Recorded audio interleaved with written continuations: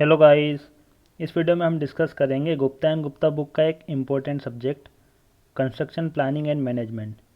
इससे पहले हमने पार्ट 1 में क्वेश्चन नंबर 1 से क्वेश्चन नंबर 10 तक डिस्कस किए थे। इस वीडियो में हम कवर करेंगे question number 11 to question number 20। Question number 11, in the network shown in figure the concurrent and preceding activities corresponding to activity 2-4 are respectively.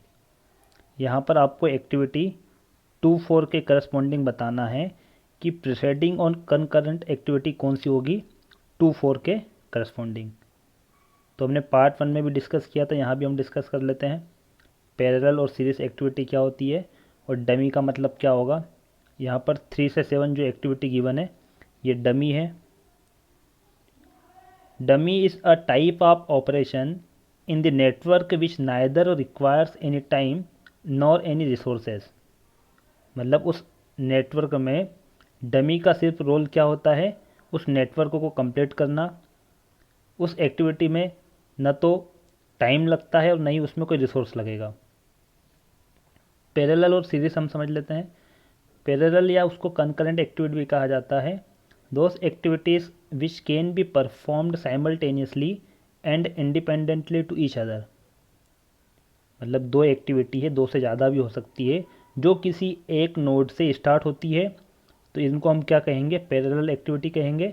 जो एक्टिविटी एक नोड से स्टार्ट होती है, एक इवेंट से स्टार्ट होगी। यहाँ पर आप देख सकते हो ए और बी दो एक्टिविटी है, दोनों नोड नंबर 12 से स्टार्ट हो रही है, तो इन दोनों को हम कहेंगे पैरेलल एक्टिविटी। और ये दोनों इंडिपेंडेंट होगी, एक दूसरे पर निर्भर नहीं होगी, एक्टिविटी ए और एक्टिविटी बी। नेक्स्ट हम देखते हैं serial activities, those which are to be performed one after the other in succession. These activities cannot be performed independently to each other. Serial activities या सीरीज एक्टिविटी का मतलब होता है एक नोड यहाँ पर गिवन है, इस नोड से पहले एक एक्टिविटी है और इस नोड के बाद में एक एक्टिविटी है। तो यहाँ पर हम देखेंगे एक्टिविटी क्यू कब स्टार्ट होगी, जब एक्टिविटी पी कंप्लीट होगी।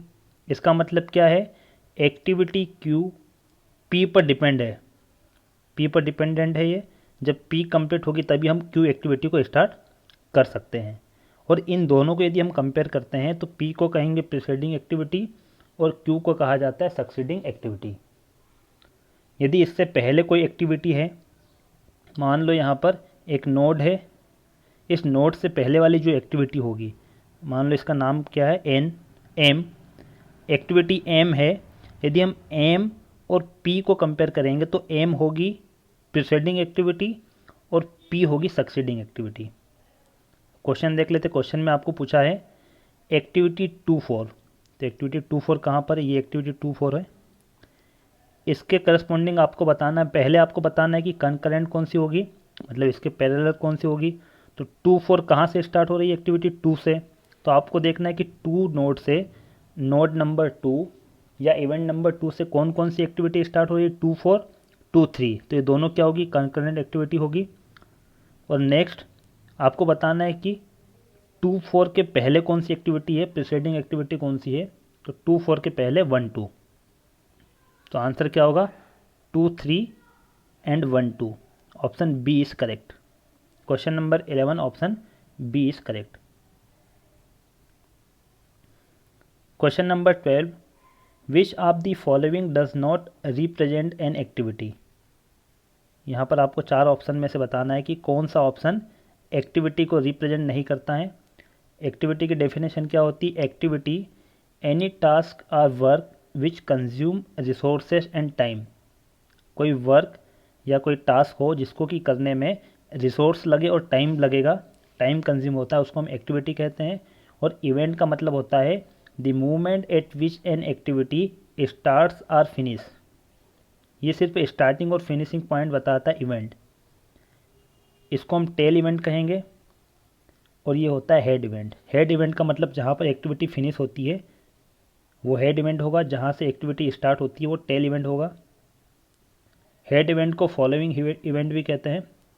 ठीक है, नेक्स्ट क्वेश्चन में आएगा ये, फॉलोइंग इवेंट कहा जाता है हेड इवेंट को। यहाँ पर क्वेश्चन में आपको does not represent an activity, मतलब एक्टिविटी कौन सा ऑप्शन रिप्रेजेंट नहीं करेगा। Option D, the invitation are being sent, invitation are being sent, invitation send हो रहा है। ऑफिस एरिया इज़ क्लीन्ड, ठीक है, ऑफिस जो एरिया है वो क्लीन किया जा रहा है। Foundation is being dug, foundation की खुदाई हो रही है। मतलब ये सारे जो 3 ऑप्शन दिए गए हैं, इन सारों में क्या है, तीनों ऑप्शन में काम चल रहा है, जो वर्क है वो चल रहा है और उसमें टाइम और रिसोर्स लगेगा। इसका मतलब ऑप्शन बी, ऑप्शन सी और ऑप्शन डी, ये तीनों एक्टिविटी है। और आपको पूछा है कि एक्टिविटी कौन सी नहीं है, तो ऑप्शन ए, साइट लोकेटेड, ये क्या होगा, इवेंट होगा, ये एक्टिविटी नहीं है। Question number 12, option A is correct.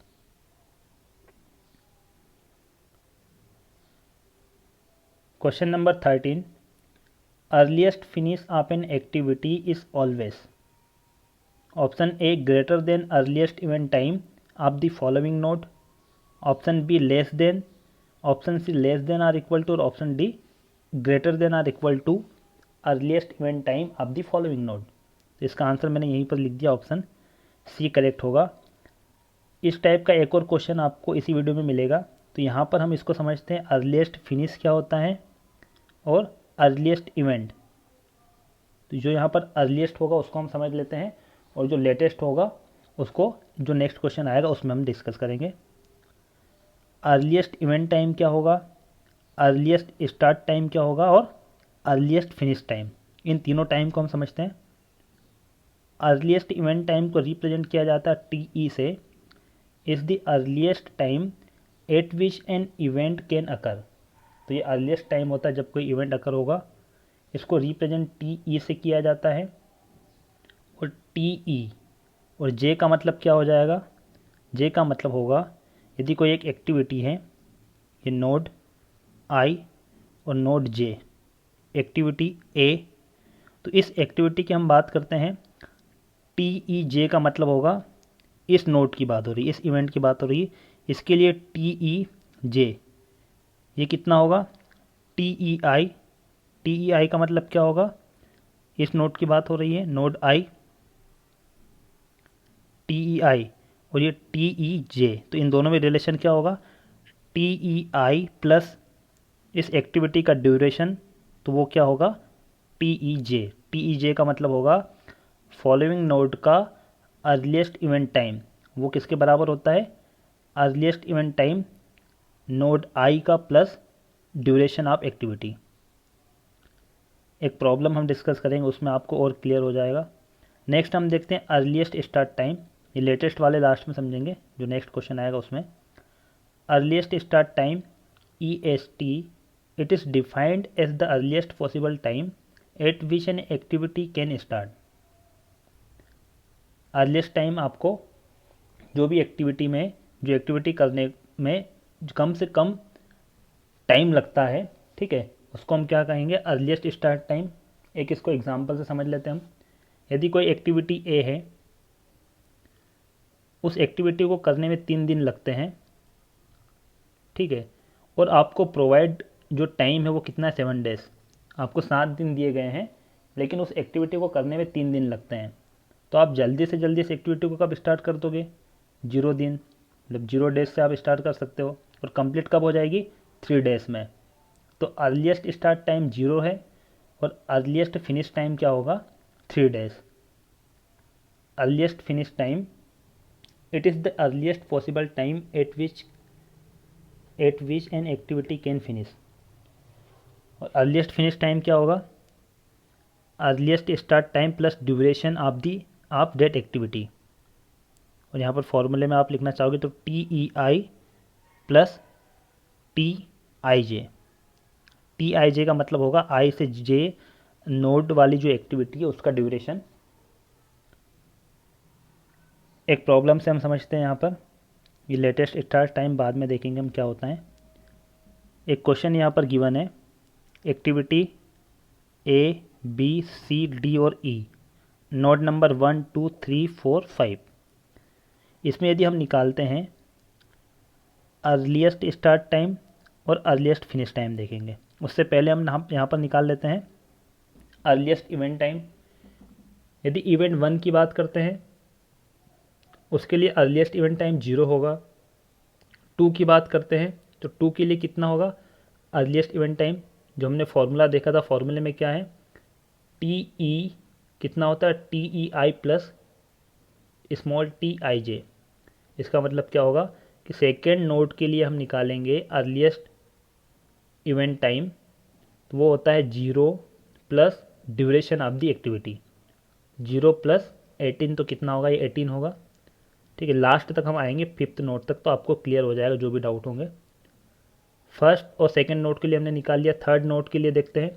Third note के लिए अर्लीस्ट इवेंट टाइम क्या होगा, उससे पहले वाले नोट का जो भी अर्लीस्ट इवेंट टाइम है 18 प्लस उस एक्टिविटी का ड्यूरेशन 18 प्लस 8 कितना होगा 26।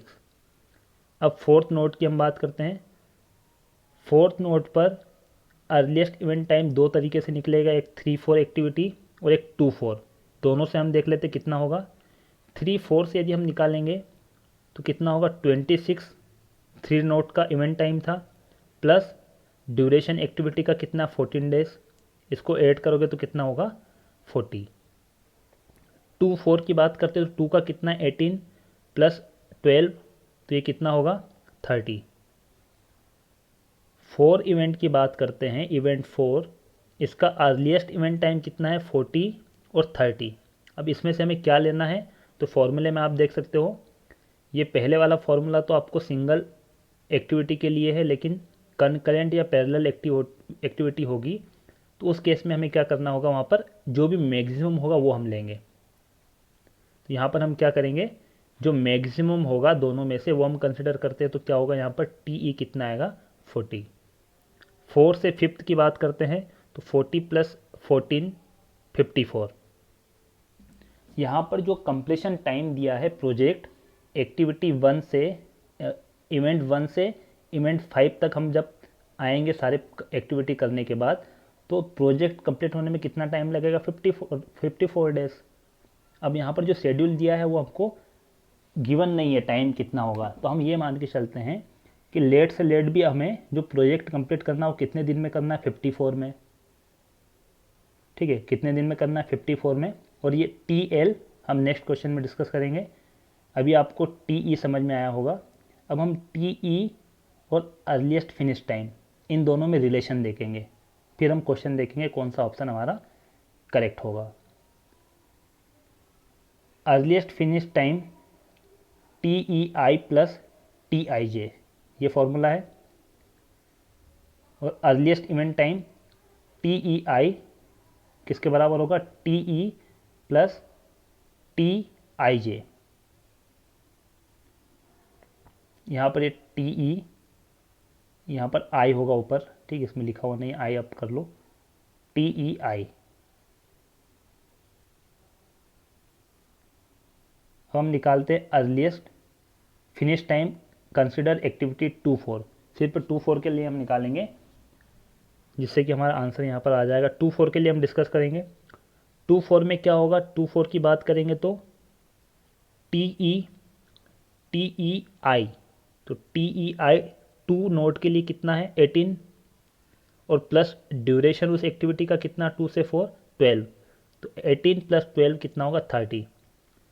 तो यहाँ पर आप देख सकते हो अर्लीस्ट फिनिश टाइम एक्टिविटी 2-4 का 30 डेज है और अर्लीस्ट इवेंट टाइम नोड 4 का कितना है 40 डेज। तो इसका मतलब क्या हुआ टी ई जे, ये यहाँ पर जे क्या होगा हमारा 4 greater than or equal to earliest finish time, ये रिलेशन यहाँ से होगा। इक्वल टू किस केस में होगा, आप 1-2 में देख सकते हो, 1-2 में क्या होगा इक्वल टू होगा। तो अब हम क्वेश्चन देख लेते हैं। Question earliest finish time of an activity is always, तो जो अर्लीस्ट फिनिश टाइम होता है वो ऑलवेज क्या होगा, लेस देन होगा या इक्वल टू होगा। Option C is correct. अब इसका कॉन्सेप्ट यदि आपको नहीं समझ में आया है तो इस तरीके से भी आप समझ सकते हो कि अर्लीस्ट फिनिश टाइम है, मतलब किसी एक्टिविटी को जल्द से जल्द फिनिश करना है तो वो टाइम तो कम होगा हमेशा। यदि किसी एक्टिविटी को आपने जल्द से जल्द फिनिश कर दिया, इसका मतलब कम से कम टाइम में आपने फिनिश किया है, तो वो टाइम कम होगा। किससे कम होगा, जो भी ऑप्शन यहाँ पर आपको गिवन है कम होगा या बराबर होगा, तो less than or equal to, option C is correct. Next हम लेटेस्ट वाला समझेंगे, एक जो क्वेश्चन आएगा उसमें select the incorrect statement. Statement first, earliest start of an activity is the early event time of the node it leaves. तो सारे ऑप्शन मैंने सेकेंड स्लाइड में भी यहाँ पर अटैच किए, यहाँ पर हम समझ लेते हैं। पहले ऑप्शन में क्या दिया है, earliest start of an activity is earlier event time of the node it leaves. इसका मतलब क्या होगा, नोड इट लीव्स एक एक्टिविटी है आई और जे। तो आई एक्टिविटी, जो आई नोड है, एक्टिविटी नहीं, ये क्या होगा, नोड होगा। आई और जे क्या है, नोड है। Earliest start of an activity, ये एक्टिविटी ए है, तो इसका जो अर्लीस्ट स्टार्ट टाइम होगा वो किसके बराबर होगा, टी ई आई के बराबर। ये आपको ऑप्शन ए में कहा गया है। नोड इट लीव्स मतलब जहाँ से एक्टिविटी लीव हो रही है, जहाँ से एक्टिविटी निकल रही है, मतलब आई से निकलेगी, तो उस नोड का अर्लीस्ट इवेंट टाइम और ई एस टी, ये दोनों बराबर होगा। तो ठीक है, तो स्टेटमेंट फर्स्ट हमारा क्या होगा, करेक्ट होगा। Second statement, latest finish of an activity is the late event time of the node it enters। node I, node J, activity A। तो लेटेस्ट फिनिश, यदि हम इस एक्टिविटी की latest finish of an activity की बात करते हैं तो वो किसके बराबर होता है, इस नोड का, मतलब जहाँ पर एक्टिविटी जिस नोड में एंटर हो रही है, तो एंटर कहाँ पर हो रही है, J पर, और निकल कहाँ से रही, I से। जहाँ पर एंटर होगी उसका latest event time T L J node होगा, तो वो दोनों बराबर होंगे, तो ये भी स्टेटमेंट करेक्ट होगा। और थर्ड स्टेटमेंट आपको गिवन है, latest start of an activity is it's list latest finish minus it's duration. तो ये फॉर्मूला भी करेक्ट होगा, सी ऑप्शन फॉर्मूला देख सकते हो। Latest start of an activity क्या होता है, लेटेस्ट फिनिश माइनस ड्यूरेशन, उस एक्टिविटी का जो ड्यूरेशन होगा टी आई जे। नहीं समझ में आ रहा तो ये वीडियो को आप 2 बार देख सकते हो, तो आपको क्लियर हो जाएंगे डाउट। क्वेश्चन नंबर 14, सारे स्टेटमेंट करेक्ट है इसमें, ए बी सी, तो ऑप्शन डी क्या होगा, करेक्ट होगा, ऑप्शन डी इज करेक्ट। हम सारे कॉन्सेप्ट कवर करके चल रहे हैं कि आपको इससे रिलेटेड कोई सा भी क्वेश्चन आएगा तो आप कर सकते हो। Question number 15, in the network shown in figure 7.4 the earliest start time of activity 5-6 के लिए आपको बताना है earliest start time. Earliest start time क्या होगा एक्टिविटी 5-6 का। The number on the arrow show duration of the activity, ये number जो दिए गए हैं ये ड्यूरेशन है एक्टिविटी के, मतलब एक्टिविटी यदि 3-5 की बात करते हैं तो 4 दिन में कंप्लीट होगी, एक्टिविटी 4-5 5 दिन लगेंगे उसको कंप्लीट होने में। एक्टिविटी 5-6 की बात करते हैं तो 5-6 कब स्टार्ट होगी, जब 4-5 और 3-5 कंप्लीट हो जाएं। ठीक है, इसको देखते हैं यहाँ पर हम किस टाइप से करेंगे। E S T earliest event time at its tail, T E I के बराबर होगा, टी ई आई और ई एस टी बराबर होगा यहाँ पर। If the activity is denoted by I J, एक एक्टिविटी डिनोट है आई जे से, and if the earliest event time at its tail is T E I. ठीक है, तो यहाँ पर हम पहले क्या करेंगे, टी ई निकालेंगे, जितने भी नोड गिवन है उसका अर्लीस्ट इवेंट टाइम हम निकालेंगे। यदि इस नोड की बात करते हैं तो यहाँ पर 0 होगा, नोड 2 पे कितना होगा, 0 + 1 1, नोड 3 पे 0 + 4 4, 4 पे यदि हम निकालेंगे तो 4 पे 2 टाइम होंगे, एक 1 + 1 2 और 4 + 0 3 से 4 जो डमी एक्टिविटी है उसमें टाइम 0 लगेगा, टाइम नहीं होगा यहाँ पर, तो 4। तो इन दोनों में से हमें क्या लेना है, मैक्सिमम लेना है, तो मैंने 2 को यहाँ पर कैंसिल किया है, तो क्या होगा यहाँ पर 4। 4 के लिए अर्लीस्ट इवेंट टाइम कितना होगा 4। 4 से 5 की हम बात करते हैं तो 5 पर 2 तरीके से आ सकते हैं, 5 नोट पर, 4 5 3 5, तो इसमें भी हम देखेंगे मैक्सिमम क्या होगा, 4 + 5 9 होगा, 4 + 4 8, तो हम क्या लेंगे यहाँ पर 9। और लास्ट में आप देखोगे तो यहाँ भी 2 तरीके से आ सकते हैं, नोड 6 पर 4 से आ सकते हैं और 5 से। 4 से आएंगे तो कितना होगा, 4 + 4 8, 9 + 3 12। अब देख लेते क्वेश्चन में आपको क्या पूछा है। क्वेश्चन में आपको पूछा है अर्लीस्ट स्टार्ट टाइम एक्टिविटी 5-6, तो 5-6 का क्या होगा, 9 days. Question number 15, option C is correct. यदि आपको यहाँ पर शेड्यूल टाइम नहीं दिया हुआ है तो उस केस में अर्लीस्ट इवेंट टाइम और लेटेस्ट इवेंट टाइम दोनों क्या होंगे, बराबर होंगे। अब यहाँ से यदि हम TL निकालेंगे तो लास्ट में हम कितना एज्यूम कर लेंगे, 12। और यदि बैकवर्ड डायरेक्शन में चलेंगे तो TL भी यहाँ पर 4 के लिए कितना होगा, 4 होगा। TL 5 के लिए कितना होगा, 9। 3 के लिए 4, तो TL भी सेम होगा और TE दोनों सेम होंगे यदि आपको शेड्यूल जो है इसका कंप्लीशन टाइम अगर गिवन नहीं है। Question number 16, latest start of an activity is always greater than or equal to latest event time of preceding node. Preceding node आपको पता ही, मैं समझा चुका हूँ प्रीसीडिंग और सक्सीडिंग नोड क्या होगा।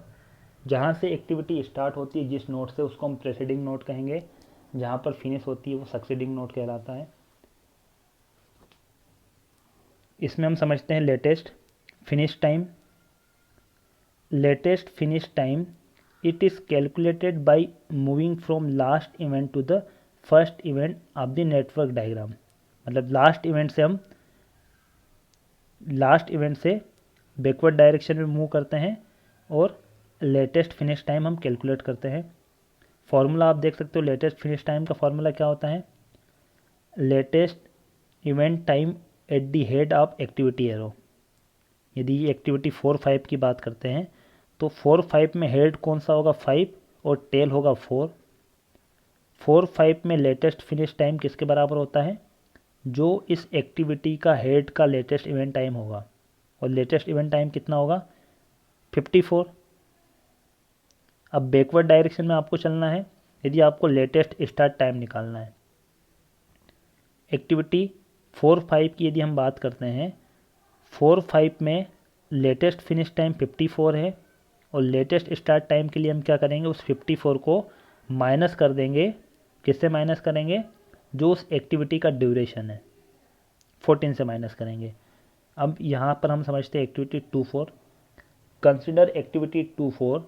एक्टिविटी 2-4 के लिए लेटेस्ट स्टार्ट टाइम कितना होगा, लेटेस्ट फिनिश टाइम कितना होगा, ये हम दोनों देख लेते हैं यहाँ पर।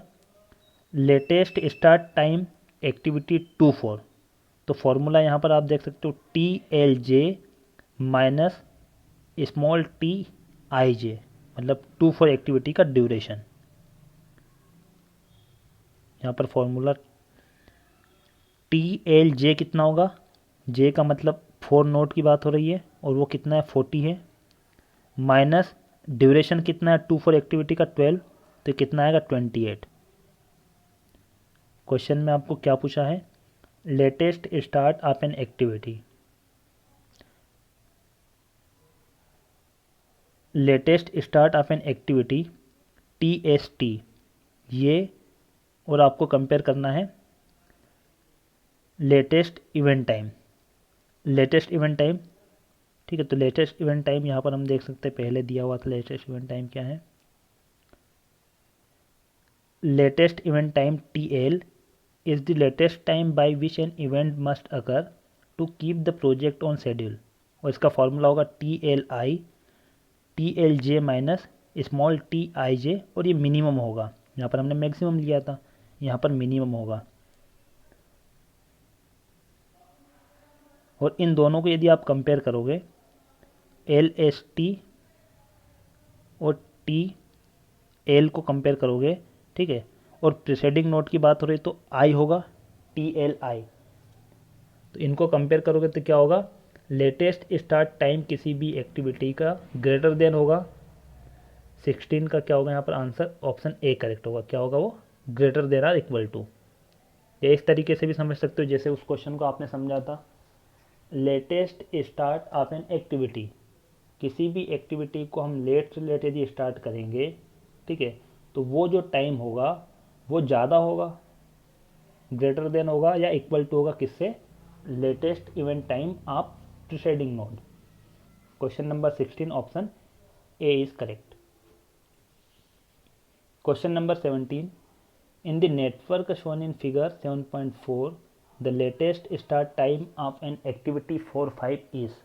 4-5 एक्टिविटी के लिए लेटेस्ट स्टार्ट टाइम क्या होगा, मतलब लेट से लेट हम 4-5 एक्टिविटी को कब स्टार्ट कर सकते हैं। तो यहाँ पर आपको शेड्यूल का कंप्लीशन टाइम नहीं दिया गया है, इसलिए हम क्या एज्यूम करके चलेंगे, जो अर्लीस्ट टाइम यहाँ पर था, earliest event time TE last node का, उसको ही हम एज्यूम कर लेते हैं कि इस प्रोजेक्ट को एक इवेंट 1 से इवेंट 6 की बात करते हैं, तो इस प्रोजेक्ट को कंप्लीट होने में 12 डेज लगते हैं, 12 दिन लगेंगे, ये हमने एज्यूम कर लिया है। ठीक है, तो कम से कम भी 12 दिन लगेंगे और ज़्यादा से ज़्यादा भी 12 दिन लगेंगे। तो उस केस में क्या होगा, TE और TL ये दोनों सेम हो जाएंगे। ठीक है, ये दोनों क्या होंगे, दोनों सेम होंगे। अब आपको यहाँ पर किसके लिए पूछा है, एक्टिविटी 4-5 के लिए आपको पूछा है latest start time. Latest start time का फॉर्मूला क्या होता है, TLJ माइनस TIJ। तो एक्टिविटी 4-5 में यदि हम देखेंगे TLJ, जे का मतलब 5 होगा यहाँ पर, TL5, 5 का मतलब यहाँ पर 5 नोड है, उसके लिए कितना है, TL या TE दोनों बराबर होंगे।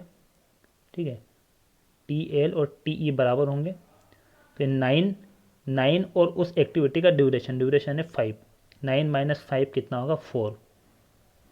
Question number 17 option B is correct. Question number 18, in the network shown in figure the activity 6-8 can be started only when. 6-8 हम कब स्टार्ट करेंगे, एक्टिविटी 6-8 जब इससे पहले वाली जो एक्टिविटी है, प्रीसीडिंग एक्टिविटी, वो कंप्लीट हो जाए। तो इससे पहले वाली एक्टिविटी कौन सी है, 4-6 और 3-6। तो जब 4-6 और 3-6 कंप्लीट होगी तभी हम 6-8 को स्टार्ट कर सकते हैं। ऑप्शन देखते हैं, option first 4-6 is completed, 4-6 is completed. Option B activity 3-5 is completed, 3-5 का तो कोई रिलेशन नहीं है 6-8 से। एक्टिविटी 2-3 इज कंप्लीटेड, और लास्ट ऑप्शन है both activities 2-3 and 4-6 are completed. तो ये ऑप्शन करेक्ट होगा, ऑप्शन डी। जब एक्टिविटी 2-3 कंप्लीट होगी, और इसमें तो कोई टाइम नहीं लगेगा, डमी एक्टिविटी है, 2-3 एक्टिविटी कंप्लीट होगी और एक्टिविटी 2-4 उसके बाद हम स्टार्ट कर सकते हैं, 2-4 नहीं, एक्टिविटी 4-6 और 2-3 ये जब कंप्लीट होगी, एक्टिविटी 2-3 और एक्टिविटी 4-6 जब कंप्लीट होगी, उसके बाद हम 6-8 को स्टार्ट कर सकते हैं। 3-6 तो डमी एक्टिविटी, इसमें टाइम नहीं लगेगा और ना ही इसमें रिसोर्स लगेगा। Question number 18 answer D is correct. Question number 19, if the optimistic time, most likely time and pessimistic time for activity A R 4, 6 and 8 respectively, and for activity B are 5, 5.5 and 9 respectively, then expected time of activity A और B आपको compare करना है।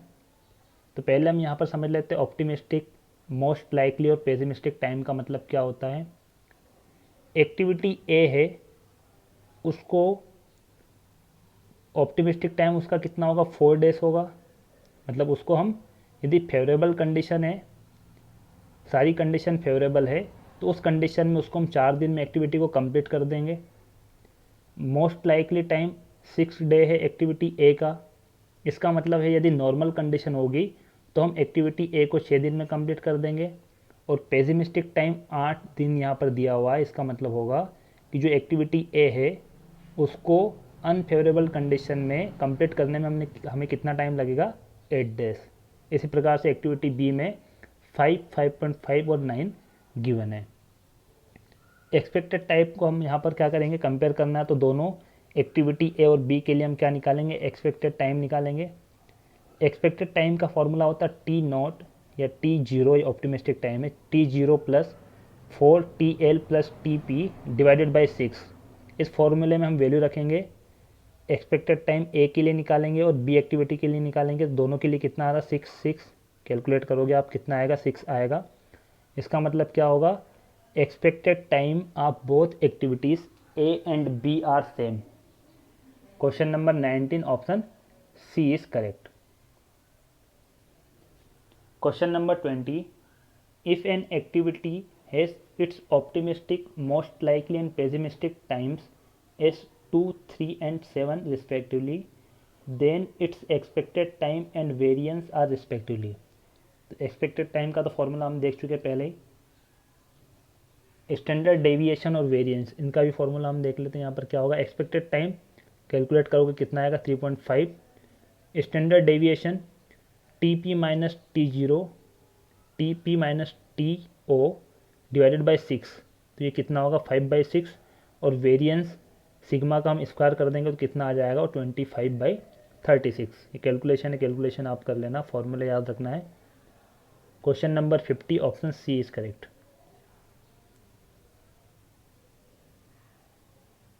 Thank you for watching friends. Video अच्छा लगा तो like कीजिए, comment कीजिए, share कीजिए और चैनल पर नए तो चैनल को सब्सक्राइब कीजिए.